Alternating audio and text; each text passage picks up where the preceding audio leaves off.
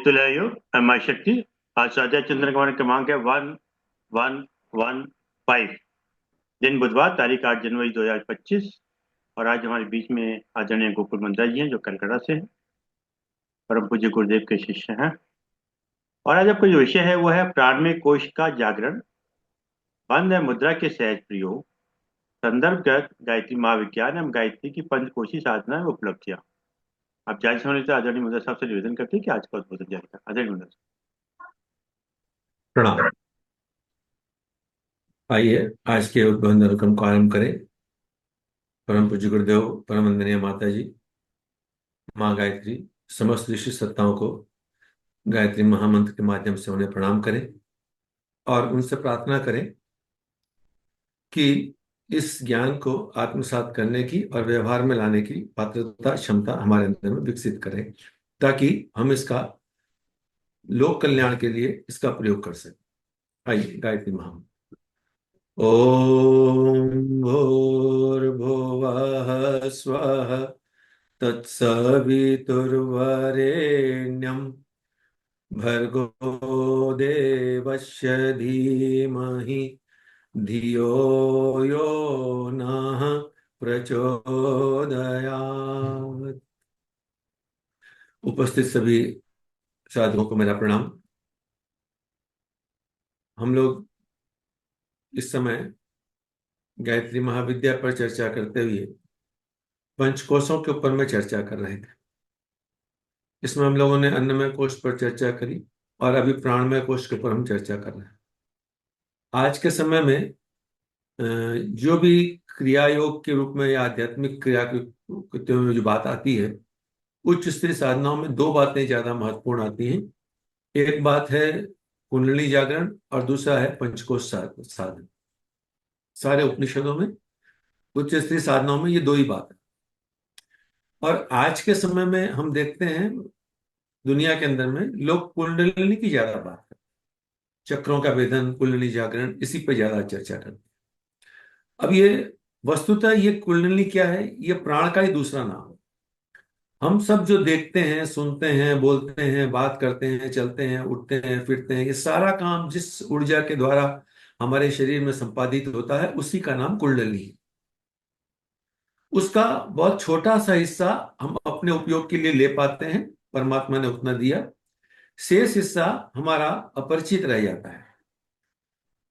इन साधनाओं के माध्यम से उस असीम को जानने का, उसका परिचय लेने का, उससे ज्यादा लाभान्वित होने का क्रियाक्रम किया जाता है। इसकी दो प्रक्रियाएं हैं। जो मूल हमारे ज्यादातर जो बातें जानने में आती हैं, वो सब अधिकांशतः हठ योग से संबंधित होती हैं। हठ योग की शारीरिक क्रियाएं, हठों की जितनी भी क्रियाएं होती हैं वो शारीरिक होती हैं। लेकिन हमारा शरीर, हमारा जो व्यक्तित्व है, हमारी जो हम जो हैं, वो शरीर और चेतन दोनों को मिल करके हैं। तो शारीरिक क्रिया होने से कारण उसके जितने भी लाभ होते हैं हठ योग के, वो हमको शारीरिक स्तर पर ही ज्यादा मिलते हैं। इससे शरीर की सामर्थ्य क्षमता बढ़ जाती है और हम ज्यादा अधिक काम कर सकते हैं। लेकिन केवल शरीर का जो काम किया जाता है, तो जिनके शरीर पुष्ट हो जाते हैं उसको दैत्य कहा जाता है। दैत्य और दानव में यही अंतर है। दानव दानव जो होता है, वो गुरुदेव लिखते हैं कि दैत्य और दानव का अंतर समझा जाना चाहिए। मानव के विपरीत गुणों को दानव कहते हैं। मानव का जो गुण है वो मानवता का गुण है। अगर मानव में मानवता नहीं है तो वो पशु समान, तो फिर उसको हम दानव कह सकते हैं। पर दैत्य कहते हैं जिसको इंग्लिश में जाइंट कहते हैं। जाइंट शब्द का उपयोग किया गया, मतलब एक्स्ट्रा ऑर्डिनरी हमारी ताकतें बढ़ जानी। हठयोग के माध्यम से हम शरीर की उन उन उन जो एक्स्ट्रा हमारी जो ताकतें हैं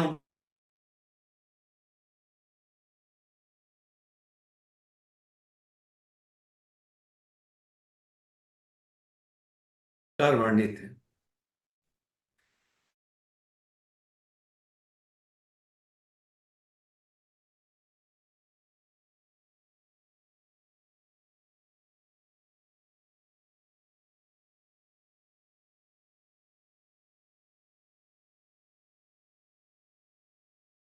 काम नहीं कर सकता जैसा कि पहले किया जा सकता। जैसे हम लोग शास्त्रों में पढ़ते हैं कि हनुमान जी वायु मार्ग से चले गए, या ऋषि मुनि हजारों वर्षों तक तप कर रहे थे। अब तो आयु की, आदमी की आयु 100 वर्ष है, वो 100 वर्ष भी उसको नहीं मिलती है। तो कलयुग में उस प्रकार की साधनाएं नहीं की जा सकती जैसा कि वर्णन है। तो किया किया जाए, तो आज के युग के अनुकूल कुछ बातें बताई जाती है कि आज के युग के अनुकूल ये काम किया जाना चाहिए। यही वैज्ञानिक पद्धति की बात है किसी भी साइंस में। आज के 20 साल पहले जो मेडिकल साइंस था, आज मेडिकल साइंस से बहुत डिफरेंट हो गया।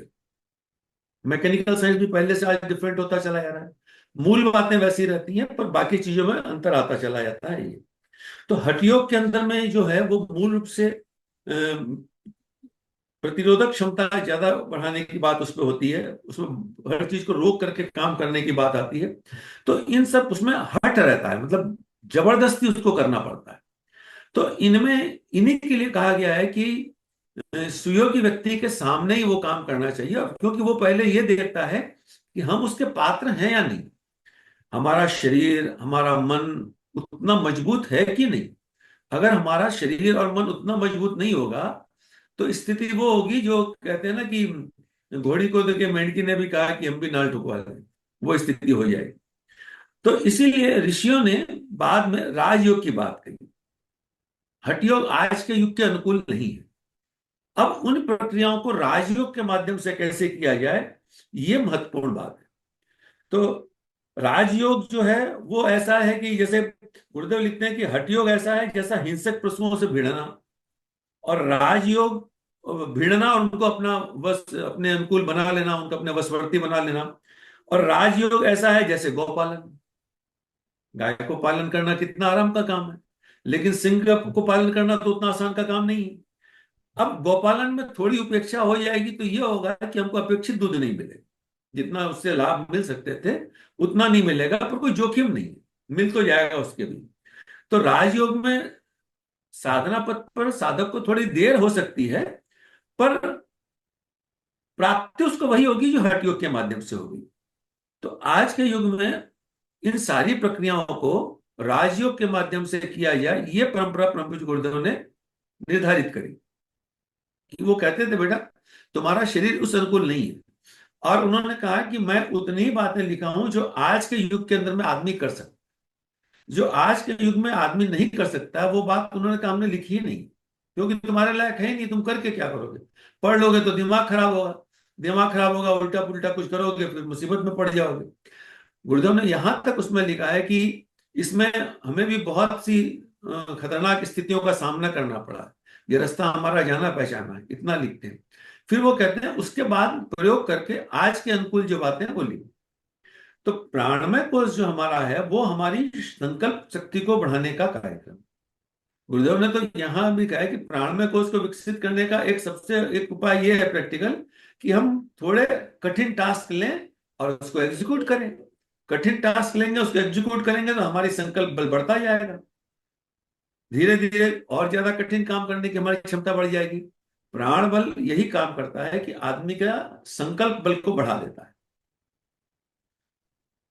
तो इस संकल्प बल को बढ़ाने का उपाय क्या था? परम पूज्य गुरुदेव ने जो गायत्री महाविज्ञान के तीसरे पाठ में गायत्री मंजरी में भगवान शंकर और माता पार्वती का संवाद है गायत्री मंजरी के रूप में, उसमें भगवान शंकर कहते हैं कि प्राणायाम, बंध और मुद्रा, ये तीन प्रक्रियाएं हैं जिनके द्वारा कि आदमी अपने प्राण संकल्प को अपनी बढ़ा सकता है, और अपने पुरुषार्थ को बढ़ा सकता है, अपने निश्चय को बढ़ा सकता है, और फिर उन चीजों को प्राप्त कर सकता है। दुनिया में कोई भी महत्वपूर्ण चीज प्राप्त करने के लिए आदमी को बहुत जबरदस्त संकल्प की आवश्यकता पड़ती है। जिन लोगों ने जीवन में कुछ भी महत्वपूर्ण काम किया, भौतिक जगत में या आध्यात्मिक जगत में, उन सबको बहुत कठिन संकल्प के साथ चलना पड़ा है। जीवन में हर किसी के जीवन में बहुत से उतार चढ़ाव आए हैं। सामान्य व्यक्ति उन उतार चढ़ावों को झेल नहीं पाता है, उसको वहीं छोड़ करके काम को बंद कर देता है, और जिनका प्राणमय कोश जागृत होता है वो उनको काम कर लेते हैं। अब एक दैत्य है, एक मान लीजिए कोई डकैत है, तो डकैत का भी प्राणमय कोश बहुत जागृत होता है, इतना साहसी काम करता है जिसकी कोई सीमा नहीं, लेकिन वो असत पथ पर करता है, तामसिक पथ पर जाता है, इसलिए वो दैत्यों की श्रेणी में या दानवों की श्रेणी में उनको हम लेते हैं। लेकिन वही वही शक्ति अगर बदल जाए तो रत्नाकर डाकू वाल्मीकि बन सकता है। जितने भी लोगों का परिवर्तन हुआ वो सब अथाह संकल्प शक्ति के साधक रहे थे। तो आज के युग में संकल्प शक्ति तो हमको सबको चाहिए। तो इसको हम कैसे प्राप्त कर सकते हैं, अपने प्राण में को उसको कैसे विकसित करते हैं? तो उसका एक उपाय उन्होंने प्राणायाम के माध्यम से बताया। तो प्राणायाम के ऊपर में हम लोग ने पिछली 2 कक्षाओं में प्राण के ऊपर में और प्राणायाम के प्रैक्टिकल पे भी बात की है कि आज के युग के लिए अनुकूल प्राणायाम कौन से हैं। बहुत तरह के प्राणायाम बताए गए हैं। तो आज के युग के अनुकूल सबसे श्रेष्ठ प्राणायाम गुरुदेव ने प्राणाकर्षण प्राणायाम को बताया, जिसमें कि हाथ पैर नाक नाक बांधने करने का कोई लफड़ा नहीं, आराम से किसी भी स्थिति में कर सकते हैं। दूसरा नाड़ी शोधन प्राणायाम के रूप में उसको बताया। तो फिर अनुलोम विलोम, इस तरह के कुछ प्राणायाम गुरुदेव ने कहा कि आज के युग में 2 महत्वपूर्ण प्राणायाम। मेरा अपना अनुभव यह है कि प्राणाकर्षण प्राणायाम और नाड़ी शोधन प्राणायाम, ये 2 प्राणायाम बहुत महत्वपूर्ण है, जो हर किसी के लिए उपयोगी है। बाकी शरीर की अपनी अपनी अवस्थाओं को देख करके योगी लोग उनको उनके शरीर के अनुकूल प्राणायाम बताते हैं। जैसे जिनका शरीर ठंडे प्रकृति का है उनको सूर्य भेदन टाइप के प्राणायाम बताए जाते हैं। जिनका शरीर पहले ही गर्म प्रकृति का है उनको चंद्र भेदन टाइप के प्राणायाम बताए जाते हैं। तो ये प्राणायाम के विशेषज्ञ जो हैं उनके पास बैठ करके समझ करके अपने शरीर के अनुकूल चीजें उनसे सीखी जा सकती हैं। लेकिन प्राणाकर्षण प्राणायाम और नाड़ी शोधन प्राणायाम, ये 2 प्राणायाम ऐसे हैं जो कि हर किसी के लिए अनिवार्य है। इसको अनिवार्य कह लेना चाहिए, क्योंकि नाड़ियों का शोधन करना तो बहुत जरूरी है।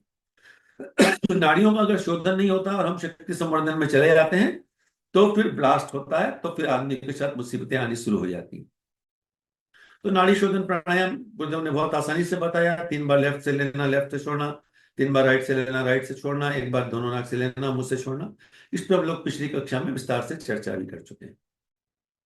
स्वामी विवेकानंद ने कहा कि 6 महीने तक कोई व्यक्ति नाड़ी शोधन प्राणायाम करे तो उसके शरीर की नाड़ियां शुद्ध होने लगती हैं। पर निश्चित रूप से केवल इससे नहीं होगा, उसके साथ अपने उसको आहार विहार को भी ठीक करना पड़ेगा। नहीं तो एक तरफ हम सफाई करें, दूसरी तरफ कचरा कचरा भर्ती होता जाए, तब तो फिर बात बनेगी नहीं। इसलिए आहार शुद्धि, तत्व शुद्धि भी पहले करनी पड़ती है अन्नमय कोश की साधना में, और फिर प्राणमय कोश की साधना में अपने नाड़ियों की शुद्धि की बात करते हैं। आज हम लोग बात करेंगे बंध और मुद्राओं के ऊपर। इनके विषय में हम लोग जानने और आज के युग में किस प्रकार इसको करना संभव है, इसके ऊपर में थोड़ी सी चर्चा करेंगे। इसमें उम्र का भी कोई पड़ाव नहीं है, किसी भी उम्र का व्यक्ति इसको कर सकता है, और हर उम्र के व्यक्ति को इसको करना चाहिए, क्योंकि इसको करने से हमारी ताकत क्षमता बढ़ती चली जाती। तो बंध के लिए जो है उसमें ये कहा जाता है कि बंध जो है वो 3 तरह के बंधों का वर्णन इसके अंदर में हमारे यहाँ आता है। मूल रूप से मूल बंध, उद्यान बंध और जालंधर बंध, ये 3 तरह के बंधों की बात हमारे पास में आती है। तो ये बंध क्या है? हमारी प्राण ऊर्जा हमारे शरीर के कुछ सेंटर में बहुत ज्यादा स्टोर्ड होती है, और वहां से उसको बांध करके प्रॉपर डायरेक्शन में चैनलाइज करने का काम बंध के माध्यम से किया जाता है। ये बात हमारे उपनिषदों में भी बहुत विस्तार से वर्णन है। जैसे योग कुंडलिनी उपनिषद, गुरुदेव ने जो 108 उपनिषद लिखे हैं उसके साधना खंड में योग कुंडलिनी उपनिषद, योग चूड़ामणि उपनिषद, इनके अंदर में बहुत विस्तार से इसका वर्णन भी आया है। तो हम लोग एक एक करके इनके ऊपर में थोड़ी चर्चा करते हैं। मूलबंध, मूलबंध क्या है? तो योग कुंडलिनी उपनिषद में लिखा गया है कि शरीर के अधो, उसके श्लोक नंबर 42 में आता है कि शरीर के अधोभाग में विचरण करने अपान वायु को, गुदा को संकुचित करके बलपूर्वक ऊपर की ओर उठाने की प्रक्रिया को मूलबंध कहते हैं। यानी एनस की मसल्स को खींच करके ऊपर की ओर उठाना, इसको मूलबंध कहते हैं। मूलबंध करते समय हमको कुंभक की स्थिति में होता है। जैसे हम पूरी श्वास ले लिए, श्वास लेने के बाद में, पूरी श्वास भरने के बाद में एनस की मसल्स को खींच करके हम ऊपर उठाएं, उनको ऊपर होल्ड करके रखें जितनी देर रख सकें, और फिर उनको रिलीज करें, और फिर धीरे धीरे श्वास को छोड़ें। ये मूल बंध की प्रक्रिया है। ड्यूरेशन कितना होगा? जितना हमको अच्छा लगे, जितना हमको सहज रूप से लगे, उस हिसाब से उस काम को करना चाहिए। इसके इसके लाभ क्या होता है? तो उपनिषद कहता है कि जब अपान वायु जो है इससे आहत होकर के ऊपर की ओर उठती है तो शरीर में अग्नि का विस्तार होता है और उसके प्रभाव से देहजन्य विकार जल जाते हैं। ये योग कुंडली उपनिषद में लिखा है, मैं वहीं से बता रहा हूं। ये देहजन्य विकार जल जाते हैं। उसके बाद अग्नि से तप्त होकर के कुंडली जो सर्पणी के प्रकार फुफकारती हुई सीधी हो जाती है। जब हम मूल बंध लगाएंगे तो हम कभी भी झुक के बैठ ही नहीं सकते, हमको सीधा होकर बैठना ही पड़ेगा। और जो ही हम सीधा होकर बैठेंगे तो हमारी रीढ़ की हड्डी पूरी अलाइंड होगी और हमारी ऊर्जा का ऊर्ध्वगमन ऊपर की ओर होने लगेगा, क्योंकि हमने नीचे से मूल बंध को लगा दिया। तो उसमें लिखते हैं कि उस समय यह अग्नि गुहा माने कुंडली सुषुम्ना मार्ग में प्रवेश करने की तरह भीतर प्रवेश कर जाती है। और इसका अभ्यास योगियों को सदैव करते रहना चाहिए। योगी मतलब हर कोई, जो भी व्यक्ति जो भी आध्यात्मिक पथ पे चलना चल रहा है वो योगी। योगी मतलब वो नहीं जो कि किसी कंदराओं में बैठ करके जटा बढ़ा करके बैठा है। हम आप सब योगी हैं और हमको इसका अभ्यास करना चाहिए। कितना करना चाहिए? जितना हमसे हो जाए, जितना आसानी से कर सके। कोई बहुत तकलीफ की बात नहीं है। श्वास को लेना है और एनएस के मसल्स को खींचना है, श्वास को होल्ड करना है जितनी देर सहज रूप से रखें, फिर धीरे से श्वास को छोड़ें और मसल्स को हल्के से रिलीज करें। तो ये शरीर को पूरी तरह से बांध देता है, इसलिए इसको मूल बंध कहते हैं। और इससे वीर्य का अधोगमन रुक जाता है और ऊर्ध्वगमन उसका होना, प्राण का ऊर्ध्वगमन होना आरंभ होता है। इसके बाद में अगला बंध जो है उसको उद्यान बंध कहा गया है।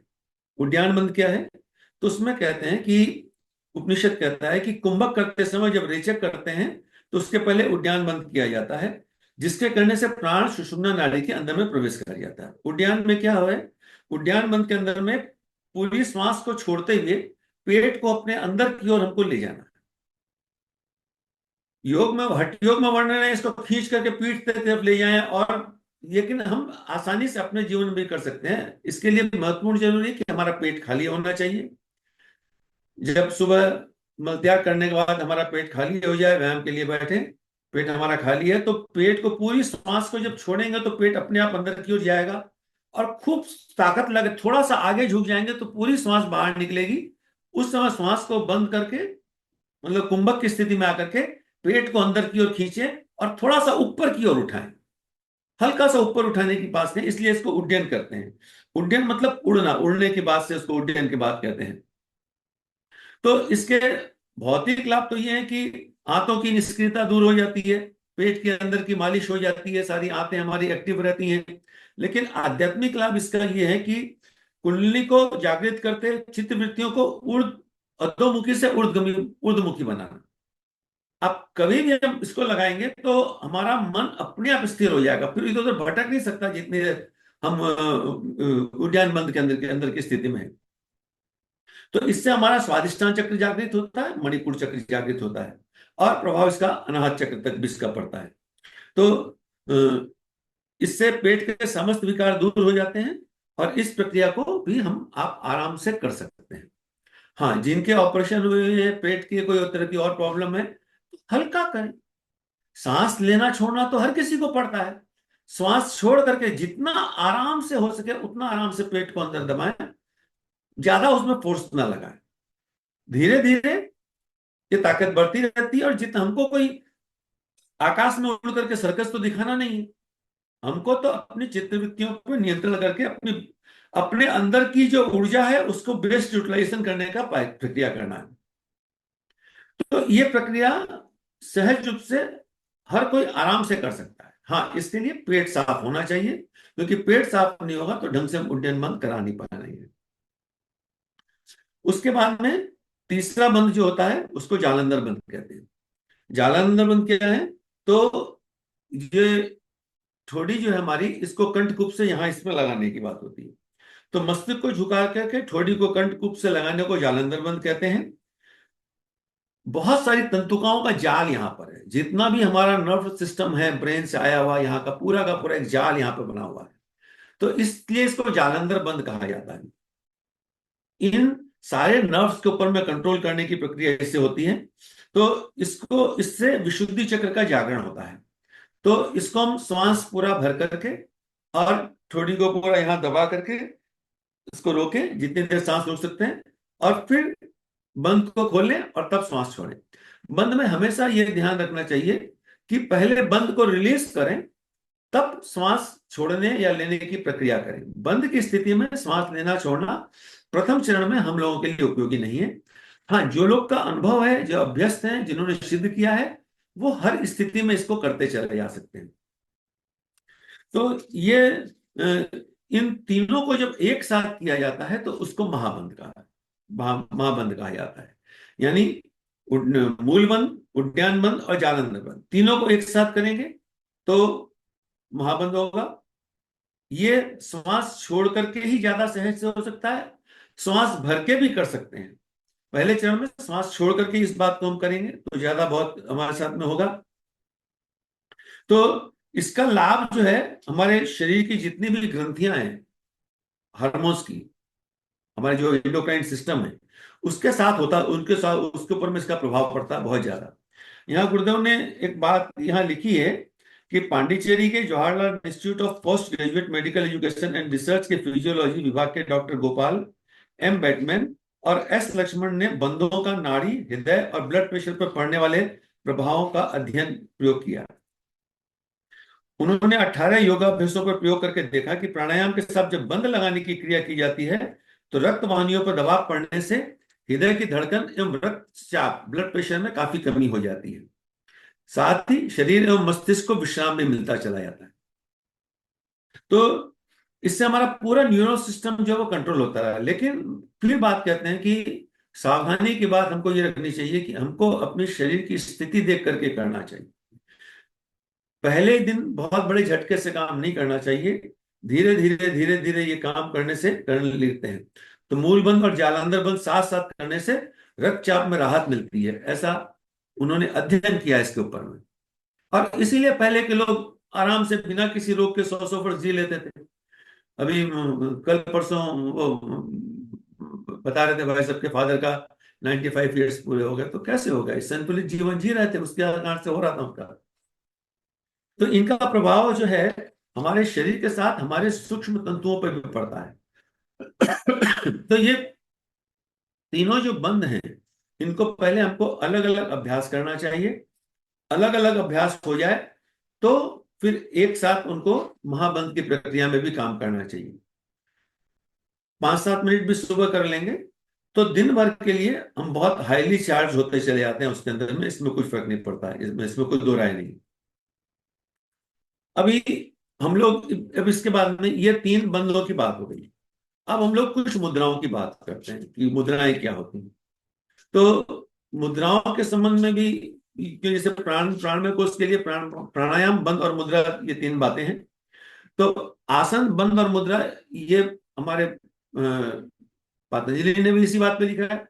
पतंजलि के योग दर्शन में भी उन्होंने ये कहते हैं कि आसन किसको कहते हैं। तो जाबालो उपनिषद के अंदर में उपनिषदकार लिखते हैं कि यत् सुखासनम इत्युक्तम अशक्त तत् समाश्रयेत, अर्थात जिस प्रकार बैठने से शरीर को सुविधा हो, शांति में अड़चन ना हो, वही सुखासन कहलाता है। जिस पोस्चर में हमको कंफर्ट होता है। अब हर एक का शरीर अलग अलग होता है। कोई पलाक्ति मार के बैठने में कंफर्ट होता है, कोई पद्मासन में कंफर्टेबल होता है, किसी को वज्रासन में कंफर्ट होता है, और किसी को सिद्धासन में कंफर्ट होता है। तो ये अलग अलग होता है। और ऋषि हमारे इतने उदार थे कि बोले अगर इनमें से कोई नहीं होता है तो शवासन को भी शवासन नाम दे दिया, वो भी एक आसन का नाम दे दिया कि लेटे लेटे भी हम उस काम को करें तो वो भी आसन कहलाता है। पर सारे आसनों का उद्देश्य क्या है? तो सारे आसनों का उद्देश्य एक ही है कि अनंत समित समित समाप्ति अभ्यम, मतलब प्रयत्न की शिथिलता, कोई भी चीज की करने का जो हमारा एक ताकत जो उस पर लग रही है वो नहीं हो, सहज होती चली जाए। प्रयत्न की शिथिलता और परमात्मा में मन लगाने से आसन की सिद्धि होती है। तो ये हमारे आसनों का उद्देश्य है, न कि कोई भौतिक रूप से कोई लौकिक शक्तियों को प्राप्त कर लेना। हमारी आध्यात्मिक प्रक्रिया सारा ईश्वरी तत्व के साथ, यानी जो हमारी मूल सत्ता है उसके साथ अपना परिचय स्थापित करने के लिए ये प्रक्रिया की जाती है। तो किसी भी, मान लीजिए कि हमको प्राइम मिनिस्टर के पास जाना, तो हर कोई तो नहीं जाएगा प्राइम मिनिस्टर के पास, हर कोई नहीं जा सकता है ना। तो कुछ उसमें विशेषता पैदा करनी पड़ती है, कुछ विशेष काम करने पड़ते हैं, कोई विशेष ऑब्जेक्ट होना पड़ता है, तब प्राइम मिनिस्टर के पास आदमी जा सकता है, उसके पहले तो जा नहीं सकता है।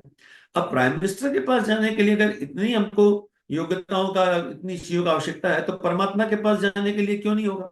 और वो हमारा मूल स्वरूप है, वो कोई दूसरा नहीं है, वो अपने अंदर ही बैठा है, लेकिन अपने अंदर के विकारों के कारण हम उसको पहचान नहीं पा रहे हैं।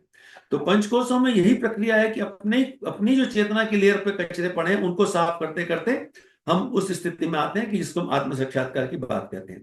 तो इसके लिए हमको इन सारी प्रक्रियाओं की बात आती है। तो इसमें मुद्राओं की जो बात आती है, तो कुछ मुद्राएं बड़ी महत्वपूर्ण है जो कि, और गुरुदेव ने यह कहा है कि उन्होंने उतनी चीजों के लिए लिखा है जो कि आज के युग में एक साधारण व्यक्ति आराम से कर सकता है, जिसका कोई भी साइड इफेक्ट नहीं।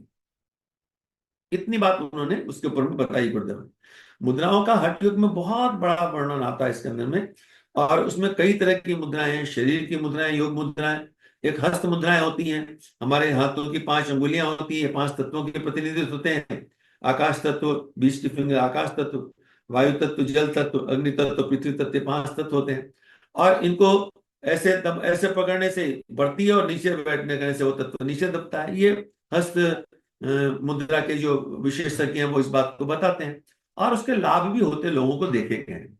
हाँ, उसमें समय लगता है, क्योंकि एक एक मुद्रा को 20-20, 25-25 मिनट तक कई दिनों तक बराबर करना पड़ता है, तो तत्वों का बैलेंस हमारे शरीर में आ जाता है, इसलिए उनको हस्त मुद्रा कहते हैं। आए आदमी को बस उतना पैसेंस नहीं है, वो तो चाहता है बस मैं तुरंत टेबलेट खाऊं और कल ठीक हो जाऊं और घोड़े की तरह कल दौड़ना शुरू कर दूं। तो दोनों को साथ साथ योग किया जा सकता है। हम औषधि विज्ञान का भी अपना प्रयोग करें, साथ में योग मुद्राओं का भी प्रयोग करें, तो परमानेंट रिलीज भी हमको मिलता चला जा सकता है। एक हस्त मुद्राएं वो होती हैं जो कि जब काल में मुद्राओं देवताओं के सामने की जाती हैं, उसका भी एक अलग विज्ञान है। गायत्री महाविज्ञान में 24 मुद्राएं दी गई हैं कि उन मुद्राओं से होता है उसका भी प्रभाव। यहां हम लोग योग मुद्राओं की बात करेंगे, योग मुद्राओं पर बात है। तो योग मुद्राओं में कुछ मुद्राएं बड़ी महत्वपूर्ण हैं, उनके लिए एक एक करके बात करते हैं। उसमें सबसे पहला है शक्ति चालनी मुद्रा। शक्ति चालनी मुद्रा क्या है? मूल मंत्र में हमने देखा कि अपने एनस की नसों को, गुदाद्वार की नसों को खींच के ऊपर उठाना, टाइट करना, ये मूल मंत्र। शक्ति चालनी में इसको ऊपर उठाना, खींचना और रिलीज करना, खींचना, रिलीज करना, खींचना, रिलीज करना, ये शक्ति को चलाने की बात हो गई। जैसे कहीं कोई चीज पड़ी हो तो उसको बार बार, कहीं कचरा पड़ा हो तो एक बार में नहीं साफ होता, उसको बार बार ऐसे ठोकते हैं, तो ठोकने से वो कचरा वहां से साफ होता चला जाता है। तो शक्ति चालनी मुद्रा जो है वो, उसमें मल वो मूल मंत्र में तो आरंभ, अच्छा इनका आरंभ हमको गुदाद्वार से ही करना पड़ता है, लेकिन स्नेह स्नेह हमको अभ्यास हो जाएगा तो हमारे मूत्र जनेंद्रियों का जो नसें हैं और गुदाद्वार की नसें, दोनों को एक साथ खींचने का, तो दोनों का जो बीच का पॉइंट होता है वही हमारा जो है कुंडली का स्थान होता है। तो इन दोनों को, मल और मूत्र संस्थानों की नसों को खींच करके ऊपर की ओर उठाना और फिर रिलीज कर देना, खूब आसानी से, आराम के साथ। जोर के साथ बिल्कुल नहीं, जोर के साथ करेंगे तो उनमें एक्सीडेंट होने की, चोट लगने की संभावना है। तो पूरा खींचे, पूरा खींचा हो जाए तो फिर छोड़ दें। ये प्रक्रिया बार बार हम दोहराते चले जाएंगे। तो ये प्रक्रिया बार बार दोहराने से क्या होता है, जिस समय हम ये मुद्रा लगाते हैं तो उस समय हमारा मूल बंद और कुछ हद तक कुंडन बंद भी अपने आप होता चला जाता है। तो ये अपने आप स्वतः उसके साथ में हो जाता है। तो जितनी देर पेट को हम, श्वास को बाहर रख सके, ये हमेशा इसको भी हमको कुंभक की स्थिति में ही करना है। पर इसको हम लेंगे और छोड़ेंगे, लेंगे छोड़ेंगे। जैसे मान लीजिए सांस पूरा भरा, अब दोनों को हम मल और मूत्र की नसों को खींच के ऊपर किए, छोड़े, ऊपर किए, छोड़े, ऊपर किए, छोड़े, जितनी देर अच्छा लगे किए, फिर उसको रिलीज करके सांस को सहज रूप से छोड़ देंगे। इस इससे जो है अ, इससे कुंडलिनी महाशक्ति को जागृत करने, चित्त वृत्ति को अधोमुखी से ऊर्ध्वगामी की ये पहली सीढ़ी, ये पहली सीढ़ी, इससे सुषुम्ना का द्वार खुलता है, मूलाधार चक्र में चेतना आती है। इससे साधक विवेकवान बनता है और उसकी अंदर की प्रखर क्षमता बढ़ती चली जाती है। तो ये ये प्रक्रिया हम में से हर कोई व्यक्ति खूब आसानी से कर सकता है। गुरुदेव ने उतनी ही बात कही जो आसानी से कोई भी कर सके, खूब आसानी से आप। अच्छा, कब करें? मान लीजिए कि आप जब कर रहे हैं तो जब समय कर सकते हैं, योग व्यायाम करते हैं उस समय कर सकते हैं, जब भी हमारा शरीर हल्की स्थिति में हो उस समय हम थोड़ी देर कर लें, जितनी देर हमें अच्छा लगे थोड़ा देर करके देखा जाए, प्रैक्टिकल इसके लाभ होते हैं। पर शक्तिशाली मुद्रा का बहुत लाभ होता है कुंडली को जगाने में। फिर कहते हैं कुंडली मतलब बिल्कुल ये कोई बात नहीं है कि सांप की तरह कोई आइटम है नीचे में लेटा हुआ और वो सुरसुरा करके ऊपर उठता है, वो नहीं है। क्योंकि पूरी पृथ्वी हमारी स्पाइरल घूम रही है, धरती गोल गोल गोल गोल घूम रही है, और न केवल धरती गोल गोल घूम रही है सूर्य की ओर, सूर्य भी घूम रहा है। तो ये पूरा का पूरा ब्रह्मांड हमारा एक स्पाइरल मूवमेंट में चल रहा है। इसलिए कुंडलाकार मूवमेंट के कारण इसको कुंडली शक्ति का नाम दिया गया। यही ब्रह्मांड की शक्ति है, यही शक्ति हमारे भीतर में भी है, और यही उसके अंदर में काम करती रहती है। ऐसा योगियों ने अनुभव किया है, और जिन साधकों ने काम किया वो उसके ऊपर मूवमेंट को अनुभव भी करते रहते हैं। तो ये शक्तिशाली मुद्रा हुई, जिसको कि हम्म, खूब आराम से हम में से हर कोई कर सकता है। इसमें कोई साइड इफेक्ट इसका कुछ नहीं है, जब तक कि हम उसको एक्स्ट्रा फोर्स लेकर के उसके साथ छेड़खानी ना करें, तब तक कोई साइड इफेक्ट नहीं है। खूब आराम से करेंगे और इससे हमारे भौतिक और आध्यात्मिक दोनों लाभ हमें साथ साथ मिलते रहेंगे। अगली मुद्रा है शीतलीकरण मुद्रा। शीतलीकरण का मतलब इसको योग निद्रा के रूप में भी वर्णित किया गया। शीतलीकरण, शीतलीकरण का उद्देश्य क्या है? उद्देश्य क्या है कि हमारा शरीर का प्रत्येक अंग जो है वो अपने आप में इंडिपेंडेंट है। हमारी ये अंगुलियां इंडिपेंडेंट है, ये अंगुली इंडिपेंडेंट है, ये अंगुली इंडिपेंडेंट है, पैर की अंगुलियां इंडिपेंडेंट है, पैर इंडिपेंडेंट है, पेट इंडिपेंडेंट है, हार्ट इंडिपेंडेंट है। इसीलिए जब किसी एक रोग में, शरीर में एक हिस्से में रोग होता है तो बाकी शरीर को नहीं छेड़छाड़ किया जाता है। यानी सारे हिस्से हमारे जो हैं वो इंडिपेंडेंट है, और वे सब ऊर्जा के सेंटर्स हैं, और सब दिन रात काम कर रहे हैं। दिन रात काम करते हैं तो उनको हम थोड़ा सी विश्राम की स्थिति में भी दें। जब हम रात्रि में सोते हैं, विश्राम की स्थिति में आते हैं, तो सुबह हम थोड़ा ताजगी के साथ उठते हैं। अगर एक दिन हमको सोने को नहीं मिले तो हम देख सकते हैं हमारे शरीर की क्या स्थिति हो जाती है, क्योंकि बॉडी को एक रिलैक्सेशन चाहिए, वो उसका मिलता नहीं है। तो शीतलीकरण के अंदर में सीधे लेट करके, पीठ के बल लेट गए, दोनों हाथ तली को ऊपर की ओर कर लिए, पैरों में थोड़ा गैप कर लिए, और अपने श्वासों पर ध्यान दें, और हर श्वास के साथ शरीर के वजन को धरती पर छोड़ता हुआ अनुभव करें। जब कोई भी योगासन व्यायाम करते हैं तो उसके लास्ट में लेट जाएं सहज रूप से, या ऑफिस से आए हैं, बाहर से आए हैं, फैक्ट्री से आए हैं, कोई काम करके आए हैं, बिस्तर पर थोड़ा देर लेट जाइए, शरीर को पूरा ढीला छोड़ दीजिए, पैरों में थोड़ा सा गैप कर लीजिए, दोनों हाथों को फैला करके ऐसे हथेलियां ऊपर की ओर, आकाश की ओर इस भाव से रखें, और अपने हर श्वास के साथ ये अनुभव करें कि शरीर के वजन को हम धरती पे छोड़ते जा रहे हैं, अपनी सांसों पर पूरा ध्यान देते हुए। फिर शरीर के एक एक अंग से अनुभव करें। जैसे मान लीजिए पैर के अंगूठे से, बाएं पैर के अंगूठे से स्वयं ही अपने ऑटो सजेशन देना अपने शरीर को, क्योंकि हर समय कोई दूसरा व्यक्ति हमारे पास सजेशन देने के लिए नहीं होगा। आप कहीं कैंप वगैरह में जाएंगे तो वहां योगाचार्य जो आपको इंस्ट्रक्शन देते रहते हैं, लेकिन रोज तो घर में वो नहीं होंगे, तो रोज इंस्ट्रक्शन अपने आप को ही देना है। फील करें अपने आप में कि हमारे पैर की अंगुलियां से, अंगूठा शिथिल हो रहा है, अंगुली शिथिल हो रही है, पैर के पंजे शिथिल हो रहे हैं, हमारा तलवा शिथिल हो रहा है, एड़ी शिथिल हो रही है, हमारे पैर शिथिल हो रहे हैं, हमारे घुटने शिथिल हो रहे हैं, जंघाएं शिथिल हो रही हैं। फिर बाएं पैर में, फिर दाएं पैर में, जब शिथिल मतलब वहां की पूरी एनर्जी को हम खींच करके ऊपर की ओर लाते चले जा रहे हैं धीरे धीरे, जैसे गुब्बारे से हवा निकलती है तो कैसे पुचकता चला जाता है। तो फील करना है कि एनर्जी पूरी हमारी और ऊपर की ओर उठती चली जाती है। फिर दोनों हाथों की शिथिलता बोध करें। ये शिथिलता लाते हुए हृदय क्षेत्र पे लाएं, गले तक लाएं, मस्तिष्क पे लाएं, और फिर ये अनुभव करें कि पूरा शरीर हमारा शिथिल हो गया है, चेतना हमारे शरीर से बाहर है। अब काल्पनिक स्तर पर अपने आप, अपने शरीर को देखने का प्रयास करें कि मैं अलग हूं और ये मेरा शरीर अलग है। मैं अपने इस शरीर को देख रहा हूं। इस इस स्थिति में होता यह है कि गुरुदेव लिखते हैं कि धीरे धीरे शारीरिक शिथिलीकरण सदने पर क्रमशः मानसिक शीतलीकरण का अभ्यास करते हुए दृश्य रूप में शरीर पड़ा रहते देखने चेतन सत्ता के सरोवर में ईश्वर को समर्पित कर देने की भावना की जाती। यानी शरीर हमारा पड़ा है, हम आकाश में जैसे परब्रह्म को जिस भी रूप में हम जानते हो, हम जिस भी रूप में परमात्मा की कल्पना करते हो, उसके एक छोटे रूप में अपनी चेतना का कल्पना करें और भावना करें कि उसकी परम सत्ता की शक्ति इस छोटे से पात्र में भी आ रही है। जितनी देर अच्छा लगे, 1 मिनट भी लगेगा तो लगता है कितना देर कर लिया इसको, और फिर उसको आराम से जैसे शरीर से गया था बाहर वैसे शरीर में प्रवेश करें। यानी मस्तिष्क से प्रवेश करें, पूरे शरीर में उसको ले जाएं और धीरे धीरे पूरे शरीर में चेतना का अनुभव करें। पूरे पैर तक चेतना को अनुभव करें, हाथ पैर की अंगुलियों को थोड़ा सा हिलाएं, थोड़ा सा पैरों को हिलाएं। हम महसूस करेंगे कि एकदम एक अजब तरीके की शांति हम उसमें फील करते चले आते। उसके बाद में बाएं तरफ से उठ जाए, या ज्यादा बेहतर हो कि देख लीजिए कौन सा स्वर चल रहा है, बायां स्वर या दाहिना स्वर। जो स्वर चल रहा है उस तरफ से हम उठें, और नहीं तो बाईं तरफ से उठ जाएं। इसको ध्यान रख करके इसके साथ में इसका लाभ यह होता है कि हमारा मस्तिष्क बिल्कुल शांत होता है, हमारी मानसिक उत्तेजना एकदम स्थिर होती चली जाती। उसके बाद एक तीसरी मुद्रा की बात करते हैं जिसको कहते हैं खेचरी मुद्रा।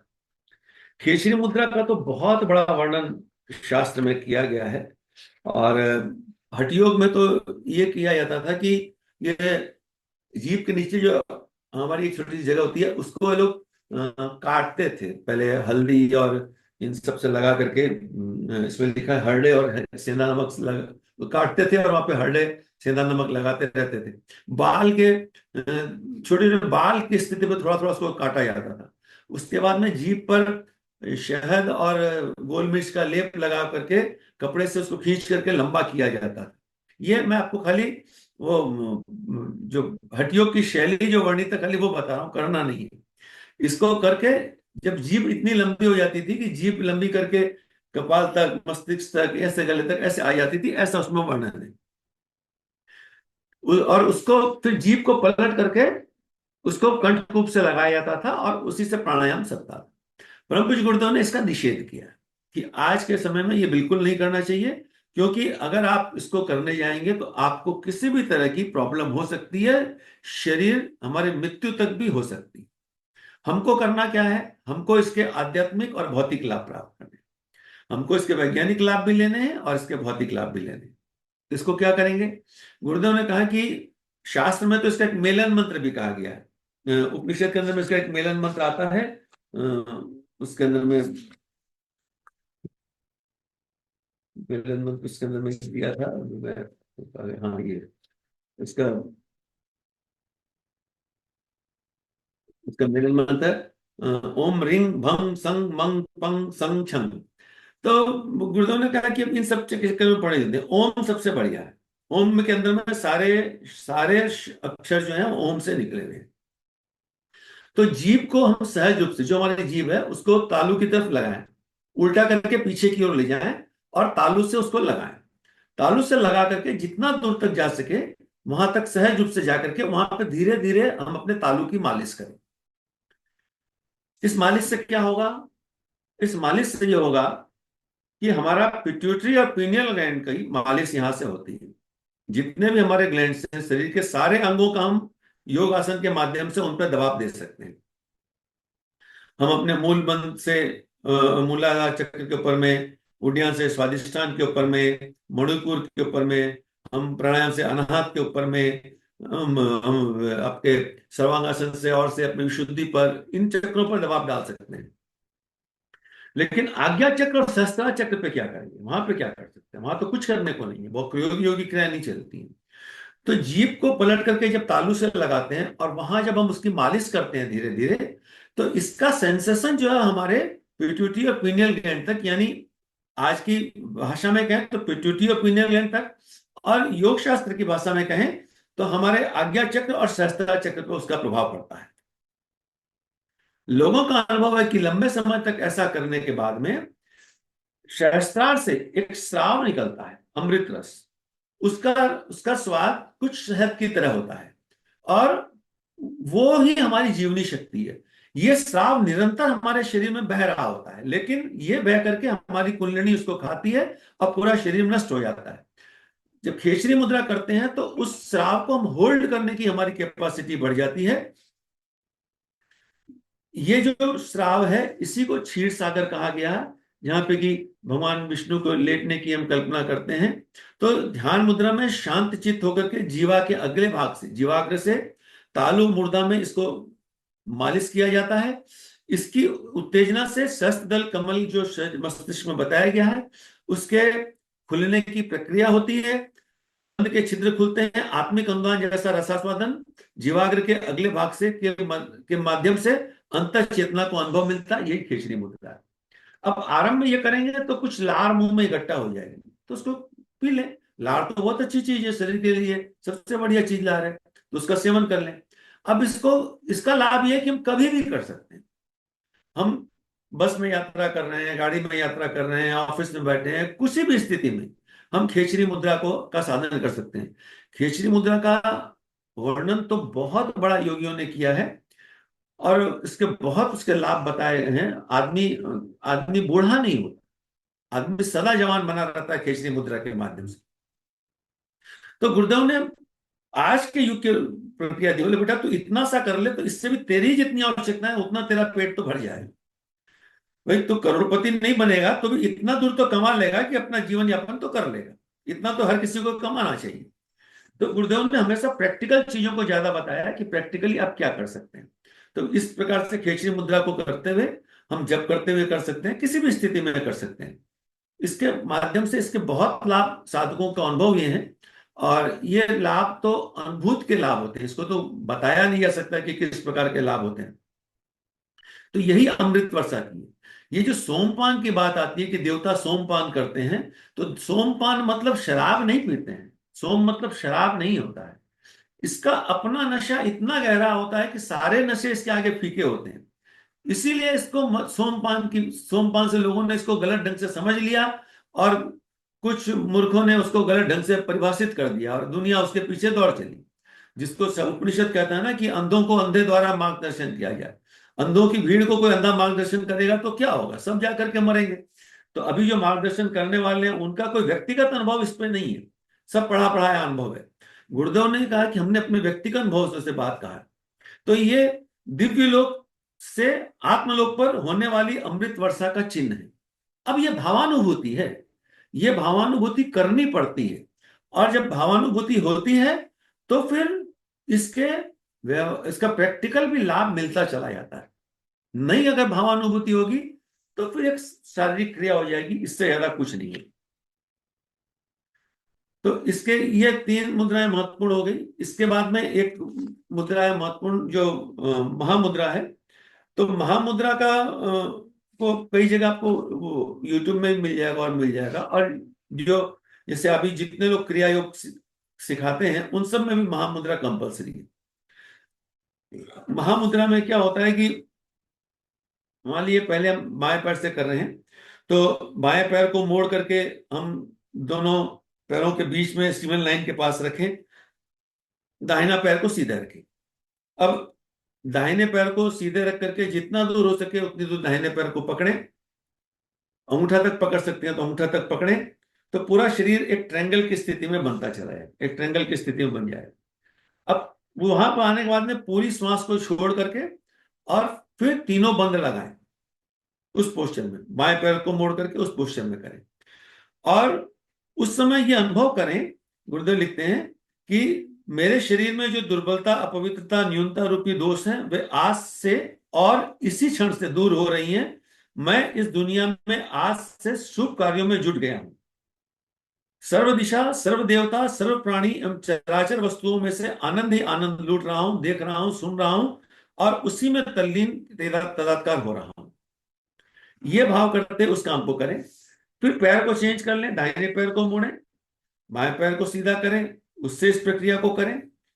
महामुद्रा का बहुत बड़ा लाभ शास्त्र में बताया गया है और यह कहा गया है कि इससे सारे रोग नष्ट हो जाते हैं। और सारे रोग नष्ट हो जाने का मतलब यहां तक कहा है कि न केवल सारे रोग नष्ट हो जाते हैं इस जन्म के, बल्कि अगले जन्म में भी, भविष्य के भी रोग नष्ट हो जाते हैं। ऐसा इस योग चूड़ामणि उपनिषद में इसके ऊपर में महामुद्रा के ऊपर में वर्णन किया गया है। तो ऋषियों ने जो वर्णन किया है तो वो अपने अनुभवों से किया, प्रैक्टिकल अनुभवों से किया है। तो हमको भी इस प्रकार इस प्रक्रिया को करना चाहिए। तो ये प्रक्रिया गायत्री महाविज्ञान में दी हुई है, उसको भी हम पढ़ कर सकते हैं, या आपके यहाँ कोई भी एक्सपर्ट हो तो उनके साथ भी आप इसको सीख सकते हैं। लेकिन बहुत छोटी सी चीज है, एकदम साधारण सी प्रक्रिया है। इसको करना ऐसा नहीं है कि कोई बहुत कठिन है, और जरूरी नहीं कि पूरा हमारा फ्लेक्सिबल बॉडी हो, नाक को हम एड़ी से लगाए, नहीं, जहां तक हमारा शरीर जा रहा है। हमारा शरीर का पोस्चर होना चाहिए, पैर स्ट्रेट लाइन, कमर सीधी, और हाथ को ऐसे पकड़े तो एक ट्रायंगल के रूप में बनता चला गया। और उस समय तीनों मंत्र लगा करके भावनात्मक अनुभूतियों के माध्यम से इसको किया जाए तो ये महामुद्रा के से हमारी प्राणिक एनर्जी बहुत ज्यादा बढ़ती जाती है, शरीर के रोग नष्ट होते चले जाते हैं। बहुत से लोगों को, जो लोग महामुद्रा का प्रयोग नित्य करते हैं, वो जानते हैं। जो इसलिए क्रिया योग में कई जो दीक्षा दी जाती है, क्रिया योग के हालांकि जो दीक्षा देते हैं उसको बताते नहीं है, लेकिन अब वो लोग भी बताने लगे हैं, उनमें से कई लोग बताने लगे हैं। उसमें इसका बहुत बड़ा महत्व, खेचरी मुद्रा, खिचड़ी मुद्रा और महामुद्रा, इन दोनों का और बंद यही है क्रिया योग में भी। इसके अलावा दो चार चीजें और, पर मूल चीज इतनी है कि खिचड़ी मुद्रा, महाबंध, और महामुद्रा, ये तीन ही मेन प्रयोग है। तो इनको प्रयोग करने से आदमी की प्राण ऊर्जा बहुत तेजी से बढ़ जाती है, और वो उसके सारे रोग जल के नष्ट हो जाते हैं। ये खास बात है। योग के द्वारा जब रोग नष्ट होते हैं तो उनका डीएनए चेंज हो जाता है, वो जड़ से समाप्त हो जाता है, दवाइयों से वो चीज दब जाती है। तो आज के युग में अगर कोई रोग हो गया तो दवाइयों से उसको कंट्रोल में करें, और योग मुद्रा से, प्राणायाम से इनके ऊपर में विजय प्राप्त कर लें। ये इससे करने से हमारा प्राणमय कोष बहुत जागृत हो जाता है, हमारी संकल्प शक्ति जागृत होती है, आदमी के अंदर का भय समाप्त हो जाता है, उसकी शंकाएं समाप्त होती हैं। और जब तक भय और शंका है तब तक अध्यात्म पथ पर आदमी चल नहीं सकता है, उधर चल नहीं सकता। तो पहला चरण है भय और शंका को दूर करना, और इसके लिए ये कुछ यौगिक उपाय हैं जिसका कि पूरा विस्तार से वर्णन इन ग्रंथों में किया है, जिनको पढ़ करके हम प्रैक्टिकल कर सकते हैं। तो ये कुछ चर्चाएं इससे संबंध में परिचयात्मक थी, जो आपके सामने रखने का प्रयास किया जितना मेरी वाणी से संभव हो सका। आप सबको बहुत बहुत प्रणाम। और प्रैक्टिकल सबको करना चाहिए, ये मेरी सबसे प्रार्थना है कि सबको प्रैक्टिकल करना चाहिए। बहुत बहुत धन्यवाद आदरणीय गोकुल मुंद्रा जी। सभी लोग अनम्यूट हैं। इस संबंध में कोई किसी की और जिज्ञासा बनती है तो आदरणीय गोकुल मुंद्रा जी से श्री पूछ गोकुल जी, मेरी एक जिज्ञासा है जी कि सर। जो आपने वर्णन किया है ये सब शरीर के लिए है, इसका आत्मा से क्या संबंध? चैतन्य आत्मा से कोई मतलब इन चीजों का है जी? प्लीज। बिल्कुल, आप बिल्कुल सही कह रहे हैं सर। इसके आत्मा से देखिए, आत्मा नाम की कोई वस्तु तो है नहीं, बेशक। वो तो एक एनर्जी है, ठीक है। तो किसी भी तार में विद्युत तभी प्रवाहित हो सकती है जबकि तार हमारा बढ़िया हो, उसके अंदर में रेजिस्टेंस, जितना तार मुड़ा रहेगा रेजिस्टेंस बढ़ता जाएगा। इसीलिए जैसे आजकल लोहे के तार में भी ऊर्जा चलती है, कॉपर में भी चलती है, पीतल में भी चलती है, चांदी में भी चलती है, पर चांदी में रेजिस्टेंस सबसे कम होता है, इसलिए आजकल जितने चिप्स में सिल्वर का प्रयोग किया जा रहा है। तो आत्मा कोई वस्तु नहीं है, वो एक इस शक्ति है। शरीर को चलाने के लिए आत्मा ही तो संचालित कर रही है, हाँ, आत्मा वो जो इसे चला ऊर्जा रही है, है। वो ऊर्जा जो शरीर में चलेगी, तो चलेगी तो किसी माध्यम से, यही नस नाड़ियों के माध्यम से चलेगी। इन योगिक क्रियाओं से हम अपने शरीर को स्वस्थ करते हैं ताकि उस एनर्जी का फ्लो परफेक्ट होता चला जाए। नहीं नहीं, आत्मा तो स्वयं परमात्मा से संचालित है, परमात्मा से शक्ति रही है, हमारा शरीर शक्ति आत्मा नहीं तो दे रहा। निर्विकार है, वो परमात्मा का अंश है, वो कोई भौतिक चीज है ही नहीं, हाँ जी, हाँ जी, वो चैतन्य। भौतिक नहीं है। इसलिए चेतन। पहले बात फर्स्ट में बात है कि जड़ और चेतन दोनों के मिश्रण से सृष्टि चल रही है। अगर बेशक। मान लीजिए जड़ शरीर नहीं हो तो आत्मा को कहां देखेंगे? नहीं देख सकते ना जी। आत्मा तो कुछ काम आएगी नहीं। परमात्मा की अभिव्यक्ति साकार के माध्यम से होती है। इसलिए जितने बेशक, भी ठीक है। देवता के रूप में जो वर्णित किया गया है, जितने भी देवता हैं, वो परमात्मा की एक एक शक्ति का प्रतिनिधित्व करते हैं, बेशक। जहां से प्राकट्य होती है। तो हमारे अंदर में आत्मा है, लेकिन जो हमारी एनर्जी है, वो शरीर स्वस्थ रहेगा तभी उस पर काम कर पाएगा। नहीं, इसीलिए शरीर प्राणमय स्वस्थ कोश का रहेगा प्राणायाम या पंचकोश जो है ये सब शरीर के तो चलते रहने के लिए हैं, बाकी तो आत्मा से संचालित है। आत्मा को नहीं, एनर्जी इनसे नहीं मिलेगी। आत्मा तो रोगी होती ही नहीं है, फिर रोगी तो तो शरीर रिवर्स हो होता गया है। ना जी। जड़ चेतना को ताकत दे रहा है, ये कैसे संभव? चेतना जड़ को ताकत दे रही है तो ठीक ही है। देखिए, आप ऐसे समझिए, चेतना को ताकत नहीं दी जा सकती, लेकिन चेतना का सही प्रयोग करना ही चेतना को ताकत देना है ना। हाँ अगर हमारा हमारा टीवी खराब हो तो बिजली तो कुछ काम नहीं कर सकेगी, तो टीवी को ठीक करने से ही बिजली काम आएगी, उसमें दृश्य दिखेगा, आवाज आएगी। तो चेतना तो, आत्मा को, चूंकि हम शरीर हैं इसलिए कई बार आत्मा को भी हम शरीर ही मान लेते हैं, शरीर का एक हिस्सा मान लेते हैं। तो वो तो शरीर को बिल्कुल नीचे दीर्घकालीन है, चलाए रखने के लिए, वो ऊर्जा है। तो शरीर को दीर्घकाल चलाने के लिए इनकी जरूरत है प्राणायाम वगैरह की। शरीरी जो प्राणायाम या बंद वगैरह जो है, जी, शरीरी को तो इनकी जरूरत नहीं है। शरीर को दीर्घकाल तक जिंदा रख सके हाँ इसकी, इसलिए। हाँ, क्योंकि शरीर, उस आत्मा को शरीर की आवश्यकता है। आत्मा को हाँ अपना कार्य करने के लिए, ये कहते हैं ना कि आत्मा अपना गर्भ तय करती है। और शरीर की तो लिमिट तय है, जन्म लेते ही तय हो गई। इसको मतलब सिर्फ ये जब तक है तब तक अच्छा चला सके, यही तो मतलब है हाँ, ये तो कि। नाशवान है, इसको तो नष्ट होना ही है। हाँ जी। लेकिन जब तक हो तब तक स्वस्थ, क्योंकि वो जो आत्मा है, वो हाँ जब जी। धरती पर आई, हम एक आत्मा के रूप में हम धरती पर जब आए, तो अपना कुछ बेशक। प्रोजेक्ट लेकर के हम आए, एक हाँ जी। उद्देश्य के साथ आए। अब उस हाँ। उद्देश्य को पूर्ण करने के लिए शरीर चाहिए। चलिए साहब, और कोई किसी की जिज्ञासा है? नहीं तो फिर बाद में श्रीवास्तव साहब, धन्यवाद। धन्यवाद जी। अच्छा गोकुल मुद्रा साहब, ये जो अपना था प्राणमय कोष का जागरण बंद है मुद्रा के सहज प्रयोग, जी तो इसमें जो हम लोग गुरुदेव ने कल्प साधना कराई, तो क्या उसमें भी सहायक होता है? मतलब कल्प साधना जो का जैसे, हाँ, गुरुदेव ये सारे प्रयोग कराते थे वहां पर उस समय। तो इसमें जैसे तीन तरह के बंद हो गए हमारे, और मुद्राओं में तीन तरह की मुद्राएं, एक आपने और मुद्रा है, मतलब चार हो गई महामुद्रा मिला के ना। हाँ, तीन बंद हुए। शक्तिशाली मुद्रा और हाँ, स्त्रीगण मुद्रा और शक्तिशाली केसरी मुद्रा, मुद्रा, शुद्धिकरण महामुद्रा। मुद्रा, हम्म, महामुद्रा हम्म। और खेचरी मुद्रा। और ये प्राणमय कोश में एक सूर्य वेदन प्राणायाम नहीं आएगा इसमें बाद में? हाँ, वो तो जैसे दो, प्राणायाम के साथ हमने उसमें बात कही जैसे थी ना, नाड़ी प्राणायाम में। शोधन हो गया, प्राणाकर्षण हो गया। हाँ, तो वो हम्म, प्राणायाम की जब हमने बताया था कि सूर्य वेदन और चंद्र वेदन, ये शरीर की प्रकृति के हिसाब से निर्णय करना है। जिनका ठंडी प्रकृति है वो सूर्य वेदन करें या पिंगला चालन करें, जिनका कोल्ड ब्लडेड है वो इसको करें, और जिसका हॉट ब्लडेड है, जो गर्म शरीर है, वो चंद्र वेदन या ईड़ा चालन करें। और इसमें जो हमारे तीन तरह के जो योग बताए गए हैं, जैसे नाग योग, बिंदु योग, लय योग, ये भी इसमें? हाँ, ये गायत्री की, गुरुदेव की किताब है गायत्री की 5 उच्च स्त्री हम्म, साधना, हम्म, उसमें उन्होंने इनका लिखा है कि नाद योग, देखिए नाद योग भी जो है ना, वो ब्रह्मांड में चल रहा है। जब तक नाड़ियां शुद्ध नहीं होंगी हम्म। तब तक वो नाद योग एक म्यूजिक ही सुनाई देगा। उस अनहत नाद को पकड़ने को नाद योग कहा जाता है, उन्होंने उसको लिखा है माता जी कराती उसमें। है ना, शाम को 4 बजे चलता रहता है ना, नाद योग, वो बिंदु योग। जो कराती हैं उसमें माता जी उसके पहले टिप्पणी देती हैं, हम्म, उसको बहुत ध्यान से सुनने की बात। उसमें कहती हैं कि इस अनहत नाद के माध्यम से हम उस नाद को प्राप्त करने के साथ उतना। एक एक मीडिया हो गया, जैसे सीढ़ियां हैं ये म्यूजिक, तो छत हम्म, पर जाने के लिए सीढ़ी है, हम्म। छत पर चले गए तब सीढ़ी की क्या आवश्यकता, फिर सीढ़ी की आवश्यकता नहीं है। ये सारा नाद आहत नाद है, और नाद योग अनहत नाद की बात करता है।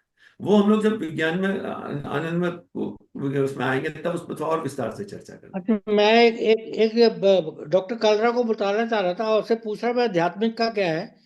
तो मैं ये सब मुद्राएं और ये बंद करता हूँ काफी जी करके। अभी रेगुलर कुछ देर से नहीं किया मैंने, जी लेकिन इसको मैं बरसों से शतकों से करता हूँ। जी। और ये अनुभव करना है कि ये आध्यात्मिकता किस स्तर पे चली जाती है अगर आप ये करते हैं।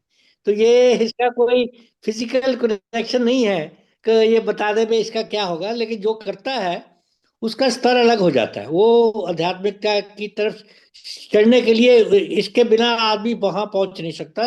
This is a part of the total process. एकदम। आध्यात्मिकता के स्तर पे पहुंचने के लिए this is another step somewhere you have to cover this. जैसे आपको यम नियम करने पड़ते हैं, उसी तरह ही ये सारी क्रियाएं भी आवश्यक है आध्यात्मिकता के लेवल को ऊपर करने के लिए। तो ये डॉक्टर कालरा को बताना चाह अभी रहा हम था। लोग जो कोई भी करता है ग्रंथ ये जो करता है वही अनुभव कर सकता है। इसको मैं आज ये कह दो करेगा ये होगा, ऐसा नहीं हो सकता। जिसने किया, मैं सामने आपके बैठा हूँ, ये इतना आनंदमय अवस्था है कि मैं बता नहीं सकता। जैसे शीतलता का किया, शक्ति खेचरी मुद्रा का किया। जी। मैं मैं तो खेचरी मुद्रा में ओम भी करता हूँ, प्राणायाम भी उसमें हाँ। भ्रामरी भी कर लेता हूँ उसके साथ। अच्छा। तो ये अनुभव करना है तो तब पता चलेगा कितना आनंद आता है। नहीं, ये एक ही किताब को पढ़ते अनुभव हैं, ऋषि जी जब ये बहुत करेंगे तो अच्छी उसके बात अर्थ है। अलग ढंग से समझ में आ जाए। ठीक है जी, धन्यवाद। एक आपने आखिर में एक शब्द इस्तेमाल किया, भय। जब जी। आदमी आध्यात्मिक तरफ चलता है तो मैं समझता हूँ भय से भी कहीं ना कहीं कॉन्सेप्ट उसका क्लियर होता होगा। भय किस चीज से होता है सर? भय और शंका, हम्म। भय और भय शंका खत्म परेशान हो गई। करता है आदमी को, तो हम्म। इन क्रियाओं से वो दूर होता है ये। हम्म। जब उसको मालूम पड़ा कि शरीर अलग है, आत्मा अलग है, दोनों के अंदर क्या है वो है। ये कहना तो बहुत आसान होता है, पर एक दिन बुखार होती है ना तो सब बराबर हो जाता है उस जगह। और वही लेकिन फिर बड़ा अभ्यास, आनंद आया। अभ्यास मैं वगैरह, बीमार था। अभ्यास वगैरह। मैं मुंद्रा साहब बीमार था 1 डेढ़ महीना। जी और हाँ। मुझे आनंद आया बीमारी में भी। मैं, क्योंकि ये मेरा परीक्षा थी, हाँ। आध्यात्मिक की भी परीक्षा थी मेरी। जी। और ये बड़ा अद्भुत अनुभव है। ये पीड़ा में था, बीमार था, लेकिन फिर भी आनंद में था। क्योंकि आनंद ये है। एक परीक्षा हो रही थी, ये परीक्षा हो रही थी मेरी। हाँ। और बड़ा एक द्वंद्व चल रहा था। वो आनंद ये था कि आप उसका अनुभव, आप उसको प्रैक्टिकल करे जा रहे हैं। ना।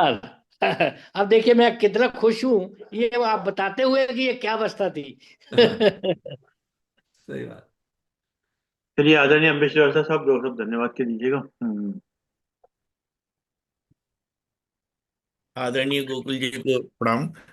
आपने ये ये मुद्रा और बंध के विषय में बड़े सहज भाव से आपने एक्सप्लेन किया और बताया। निश्चित रूप से हमको ये पहचानने की जरूरत है कि हम कौन हैं और ये शरीर क्या है।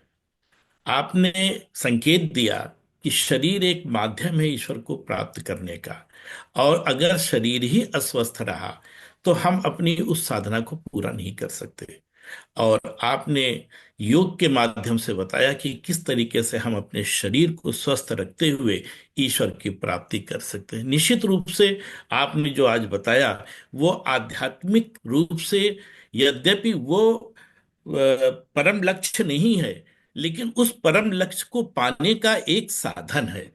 और उस साधन के माध्यम से हम आगे बढ़ सकते हैं, क्योंकि अगर शरीर नहीं स्वस्थ रहेगा तो हम अपने मन को एकाग्र ही नहीं कर सकते। और ईश्वर के चिंतन के लिए मन की एकाग्रता बहुत ही आवश्यक है। इन सारे बिंदुओं पे आपने बहुत अच्छे तरीके से गोकुल जी ने बताया।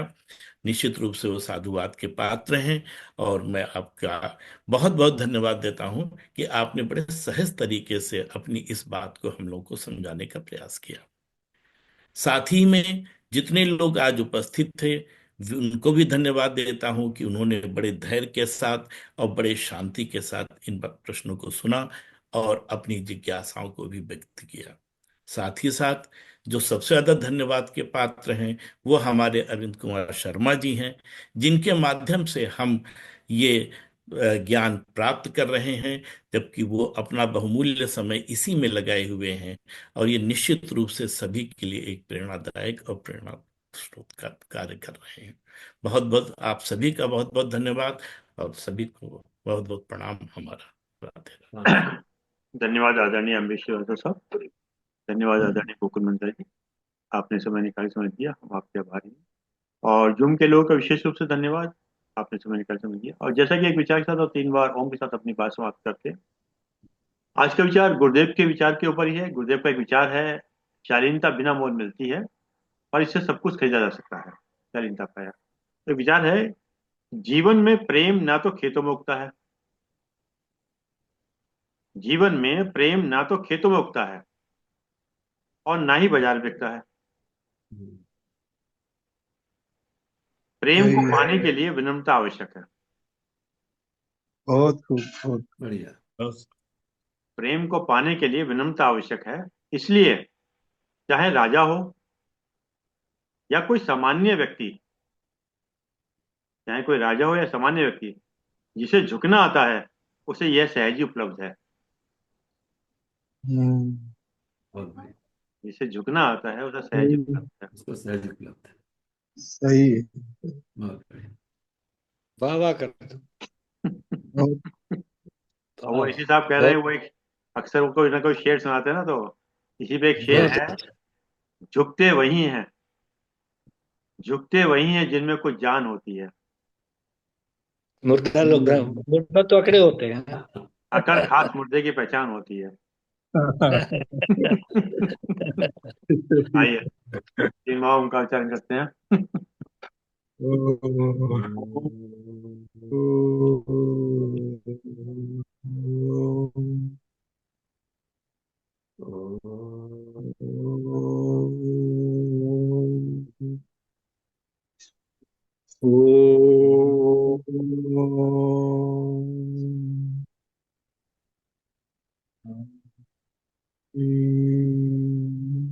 शांति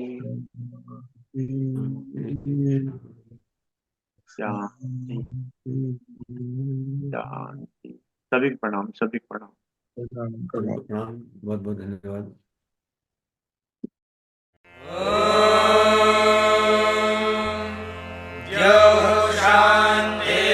शान्तिरन्तरिक्षं शान्तिः पृथिवी शान्तिरापः